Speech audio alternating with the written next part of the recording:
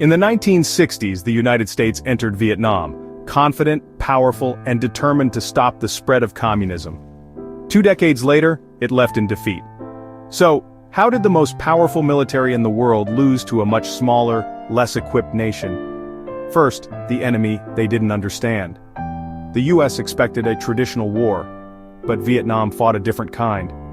The Viet Cong didn't wear uniforms, they didn't play by Western rules. They blended into villages, struck at night, vanished into the jungle.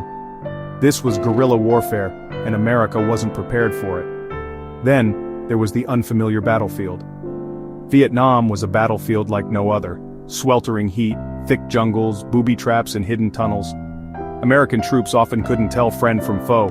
While the US relied on technology and firepower, the terrain often gave the advantage to local fighters.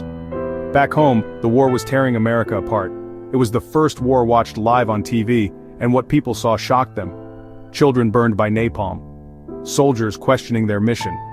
By the late 1960s, millions of Americans were protesting. The US government lost the support of its own people. And then, the limits of technology. Despite bombing campaigns and chemical weapons like Agent Orange, the US couldn't crush the Vietnamese resistance. Airstrikes destroyed towns, but not the will to fight. For every village bombed, 10 more joined the cause.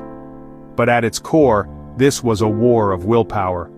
To the Vietnamese, this wasn't just a war, it was a fight for independence. They had already defeated the French, and were ready to die for their homeland. For many American soldiers, Vietnam was far away, unclear, and unwanted. In the end, one side had the will to outlast the other. In 1973, US troops withdrew. 2 years later, Saigon fell. North Vietnam had won, and the war was over. The US didn't just lose a war, it lost trust, confidence, and thousands of young lives. Vietnam showed the world that military power alone can't win every battle, especially when the enemy is fighting for their very existence. Only the dead have seen the end of war. George Santayana.